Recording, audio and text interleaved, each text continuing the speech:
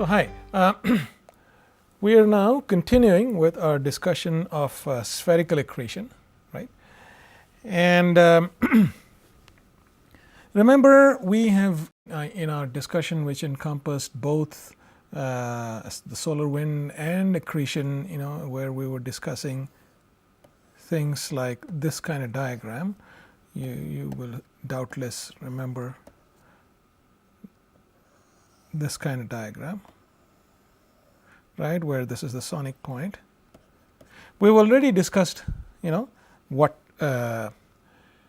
leads to these kinds of transonic solutions. Both of these are transonic solutions because they pass through m square equals 1, and we discussed that this is representative, this kind of solution is representative of the solar wind and this of accretion.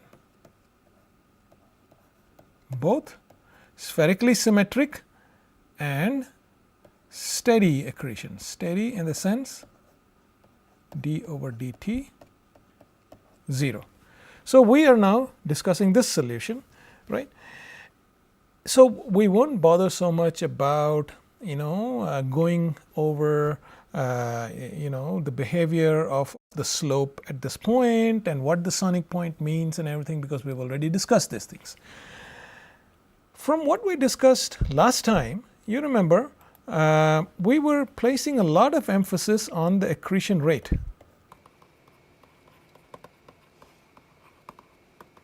M dot, which is in units of grams per second, right, or solar masses per second. It's like grams per second essentially, and we discussed the fact that and why is accretion important in the first place? Well, accretion is important because it's a means of converting gravitational potential energy into observable photons, in the sense that it's a means of extracting gravitational potential energy. It's a very efficient means of extracting gravitational potential energy, and likely converted into, via heating, converted into observable luminosity. And photons are what we observe in astronomy, which is why it's important to think about accretion problems, right. And the next thing we talked about is, well, you accrete one proton and you release so much. You release so many ergs of energy, right? So many ergs per second of energy. How about you accrete many protons? In other words, how about you increase the accretion rate?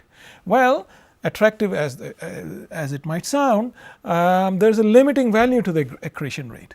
Okay, you can only accrete so much matter, so that the amount of photons that are generated via the accretion process is the radiation pressure due to those photons is not high enough to push the accreting matter outwards, and this limiting luminosity or this limiting accretion rate is called the Eddington accretion rate, right.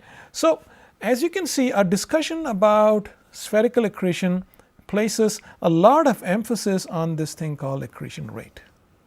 Okay, and we will continue with that kind of accretion.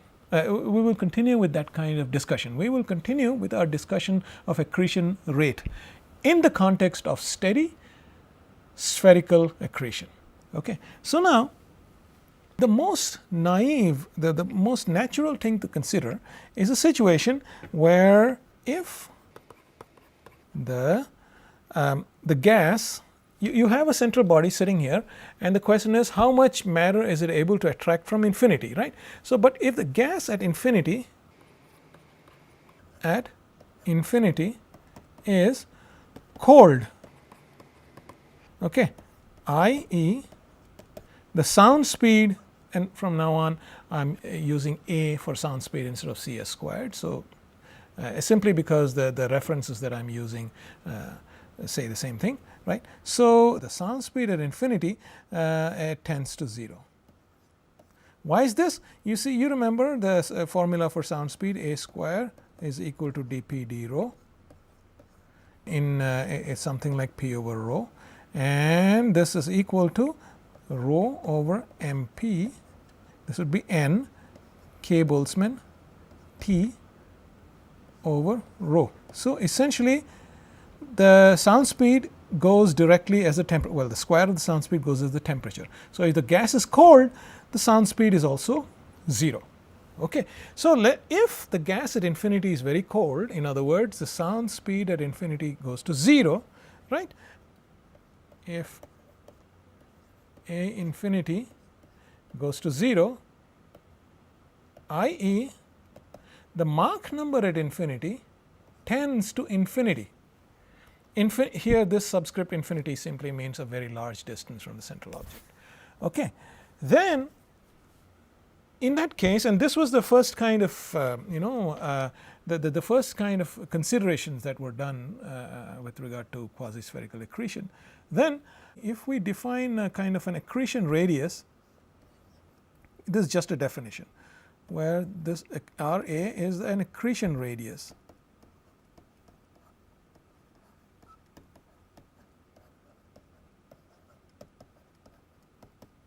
Okay. If this is defined as 2 g m star, where m star is the mass of the central object, over v infinity squared. Okay. So, the gas has a velocity at infinity you have a density rho infinity and a velocity v infinity. This is the assumption, and A infinity it tends to 0 at infinity. So, if we define this kind of an accretion radius, this has the dimensions of length, you can verify this. If we define a quantity called R A, which we call the accretion radius, then and the reason for calling this the accretion radius will become apparent immediately. Then the m dot would be equal to pi R A squared rho infinity v infinity. Okay. And from here, logic of calling this R A is immediately apparent, except for a factor of 4. It was a factor of order unity. This is like the area of a sphere of radius R A, and then you have it's as if matter with density rho infinity and v infinity is falling onto a sphere with radius R A, and that is the accretion rate. Okay.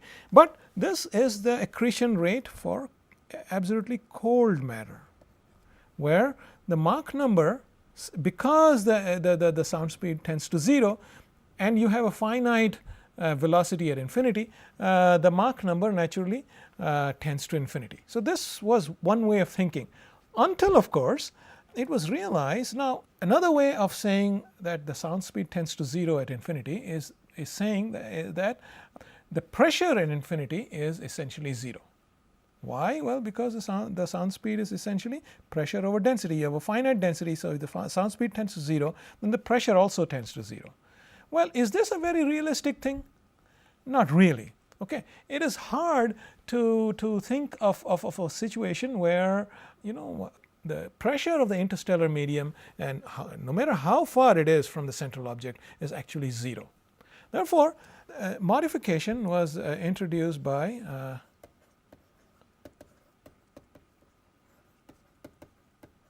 due to Bondi, Hermann Bondi, famous paper in 1952,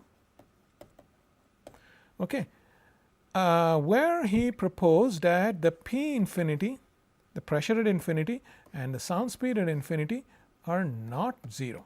In other words, the gas is not cold at infinity. Okay. And in this case, if we now propose again a radius, an accretion radius along the same kind of logic. Okay, R, we call this RB for R Bondi, and then you will have the same numerator, except here instead of V infinity square I am going to have A infinity square. Okay. So, we define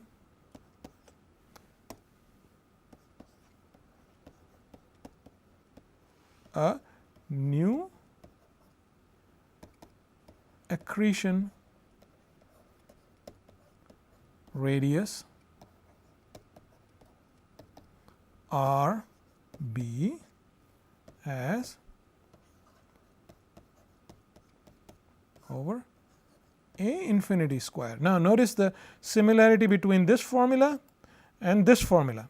It's exactly the same, except at the denominator you do not have V infinity square, you have A infinity square, and there is a reason for this. Okay, there is a reason for this, it will become apparent in a minute, but the immediate upshot of this is that the accretion rate is now there is a factor of order, this is a factor of dimensionless number of order unity. This is not so terribly important for the purposes of our discussion. I have just written it down for completeness, but it is essentially the same thing. It is like a 4 pi r squared, except now instead of R A you have R B squared, rho infinity and A infinity. So, it is as if gas with a speed that is equal to the sound speed at infinity and density, which is some density that exists at infinity, is impinging on a sphere with radius r sub b, and the amount of matter that's coming through the sphere per second, that is the accretion rate. Okay. And in this case, what we are saying is that as you go to infinity, we are talking about this kind of solution, right. So, as you go to infinity, very, very large r, the velocity is essentially 0, although the sound speed is finite, right. Therefore, in this kind of situation, what happens is the Mach number at infinity is not infinity, in fact, the Mach number at infinity tends to 0, and that is what this kind of solution is representing. Okay. And therefore, this kind of solution is due to Bondi. Okay. All right. So that is that, and now let us discuss a couple of other interesting phenomena that are that arise from this kind of consideration. Okay. Why is this called an accretion radius? I mean, so on and so forth. Now, the main thing to note is that if the accretion is transonic,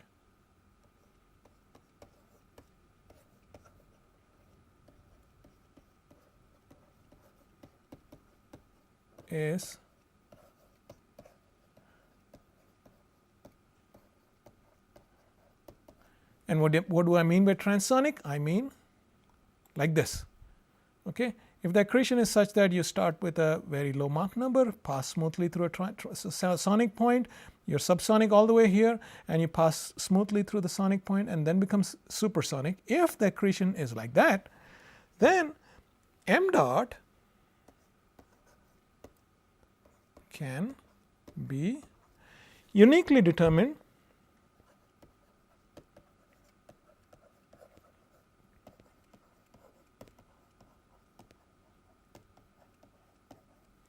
by the sound speed at infinity and the density at infinity. That is evident from here. You see, the sound speed at infinity and the density at infinity. Although of course, you have this R B squared, but this R B squared also involves just the sound speed at infinity, you see. So, therefore, this statement stands. You give me gas that is pretty much stationary, okay, at infinity, and you tell me what the sound speed is at that very large distance, this one, and you tell me what the density is at that very large distance. I will tell you what the m dot is. I will immediately tell you what the m dot is. Okay. If it is a transonic flow, and it also turns out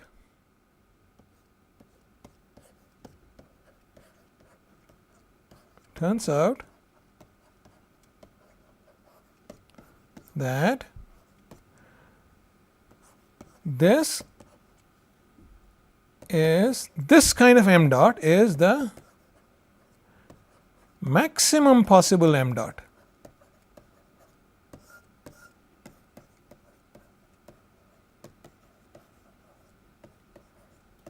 And this is a very important statement. This can be shown, but it involves a little bit of mathematics that we don't really have time to go into. I urge you to look into the following paper. I urge you to look at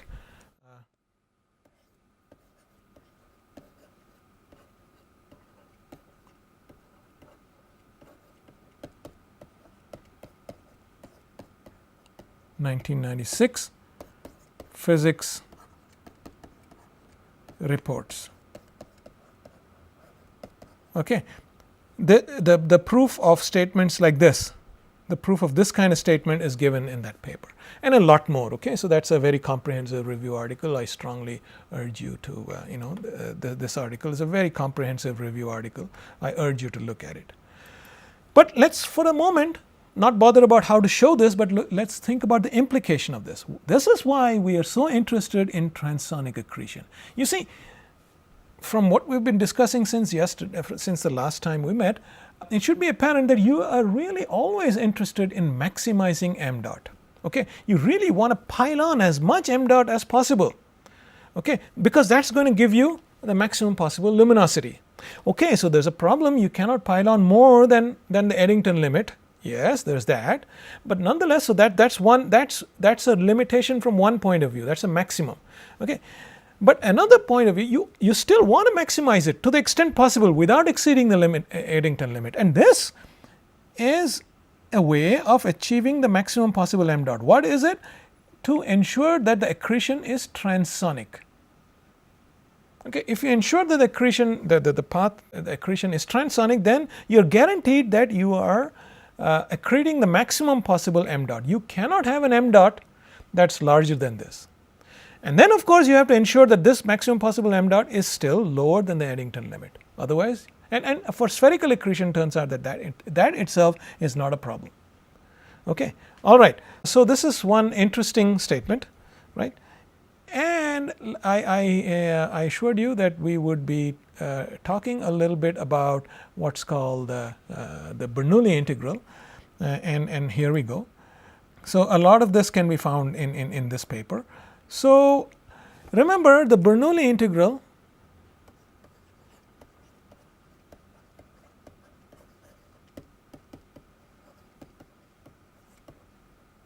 this is essentially the specific energy. Okay, this is obtained by integrating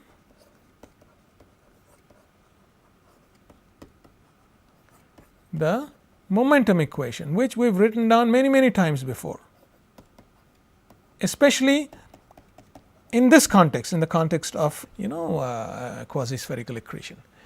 Okay, and you integrate that, and the result would be something like this. This is the kinetic energy per gram, and this is the internal energy per gram, and this is the gravitational potential energy per gram. Okay, so this would be at any given r. Okay, now, and this is conserved. You agree that's the whole point of the Bernoulli integral. This is conserved. This is the same at any r. No matter what the r is, the various terms will balance each other so that the sum is always the same. Now, what would this term? So this would be equal to whatever its value is at infinity. And what would be its value at infinity? Well, at infinity, the gravitational potential is essentially 0 because r is very large. So this essentially goes to 0. And we've said that at infinity, the gas is essentially at rest. Right? There's really no V infinity.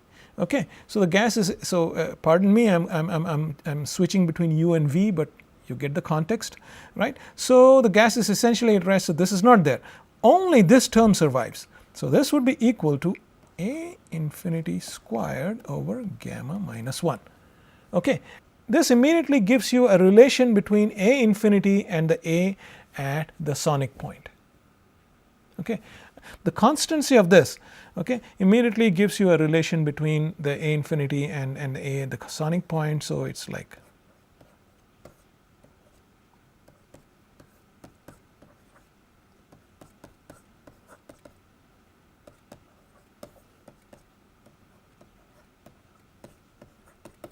okay, sorry, this is not into, this is actually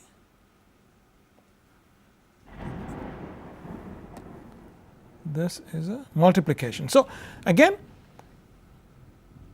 this is again the Bernoulli integral, and the Bernoulli integral at the sonic point is this.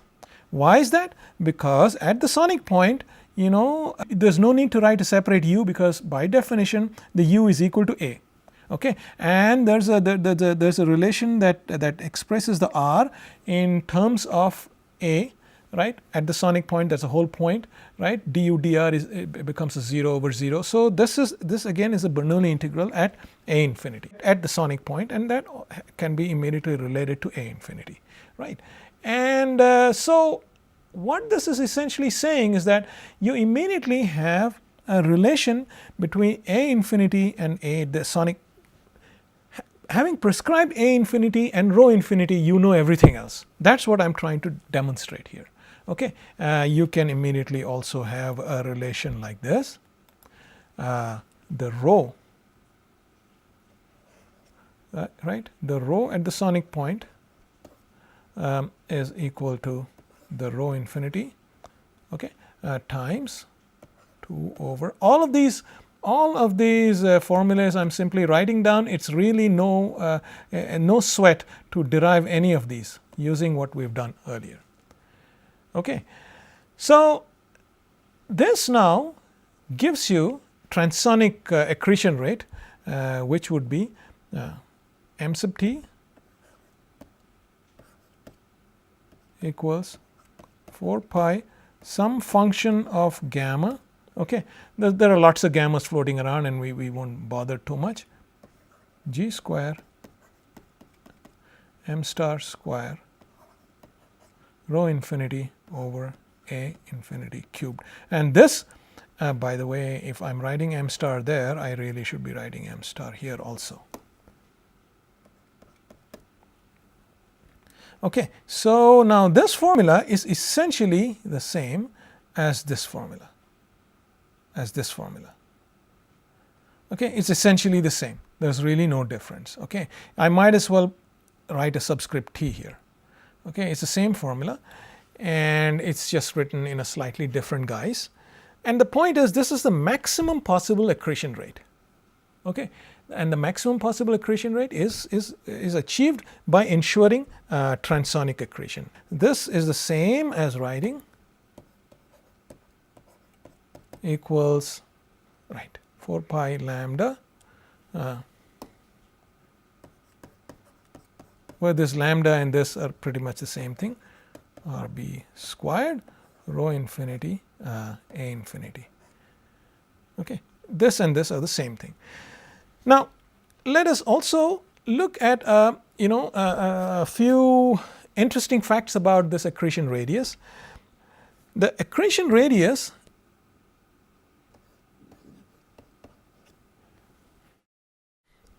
is the radius below which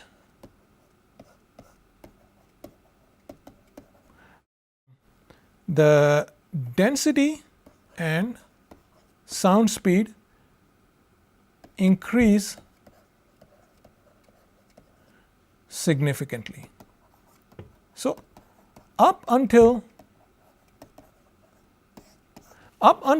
the RB, the density and the sound speed are pretty much the same as what they were at infinity. It is only within this RB that the density and sound speed increase significantly. Okay. And and the other thing is for R much smaller than RB, the infall velocity goes as r raised to minus 1/2. For R much larger than RB, the infall velocity goes as r raised to minus 2. Now, what's this saying? You see, you have infall, okay, and it's falling in, but by the time it's falling in at a certain rate, okay, but by the time you cross this accretion radius, the infall rate sort of slows down. This is a sharper exponent than this one, right? And so, and for this here, the temperature is proportional to r raised to minus 1. So what happens is, below the accretion radius, the infall velocity kind of slows down and the density and the sound speed increase significantly. And as a result, the temperature increases. The temperature is no longer the same as it was at infinity. The temperature increases as r raised to 1 minus 1. And things of course blow up when you reach r equals 0. That is because we are considering a Newtonian potential, a Newtonian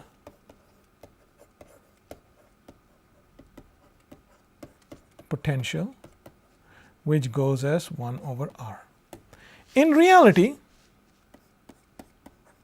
especially for a black hole, we need to consider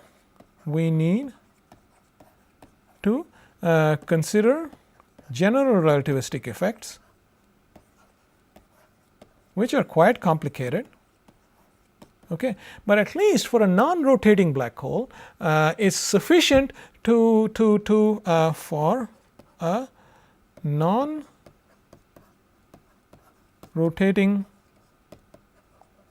black hole. In order to mimic general relativistic effects, it's sufficient to replace the 1 over r potential that we've been using all throughout, this kind of potential. It's sufficient to replace the 1 over r potential with a potential that goes as 1 over r minus 2 gm over c squared. It's sufficient to replace this. That kind of mimics the general relativistic effects to a satisfactory extent. I don't have time to go into why this is so. This is what's called a pseudo-Newtonian potential. Okay, and now one last topic before we wrap up. Is transonic spherical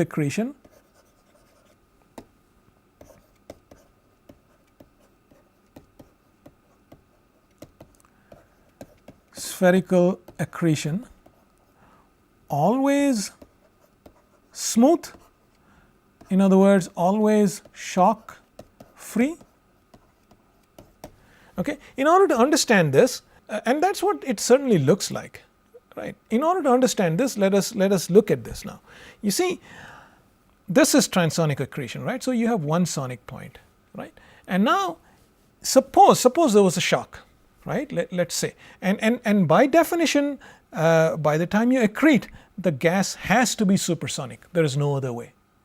Okay, the boundary condition at very small radii has to be Mach number larger than 1. There's no other way. Okay, so suppose there was a shock, and the shock will always happen after the gas becomes supersonic. In other words, it will happen after this critical point, after this sonic point, right? So suppose there was a shock here. What does the shock do? The shock makes the supersonic flow transition to a subsonic flow. So you would have this curve, you would drop down to a value less than 1. But now you see, and then you cannot accrete anymore. You cannot accrete onto the central object anymore in a smooth fashion. That is not possible. Okay, because the inner boundary condition demands that at very small radii the flow is supersonic. Therefore, if you insist that there is a shock here, there has to be another sonic point through which the flow passes, and therefore the flow becomes supersonic yet again. Okay, if you need to have shocks, if shocks have to be present, you need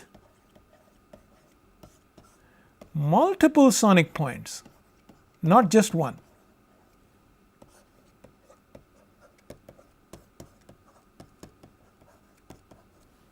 Okay, one sonic point will not do, and multiple sonic points are generally not possible in spherical accretion. It is possible only if only if the polytropic index, okay, is not constant throughout the flow, but the polytropic index is a function of distance. If you vary the polytropic index, in other words, what you do is if you include additional sources of heating and cooling such that the polytropic index does not remain constant at whatever value it is, it does not remain constant. If you make it vary as a function of r, then it's possible to have multiple sonic points, and then it is possible to have shocks. Okay, so this is all I have to say for now, and we will stop. Thank you.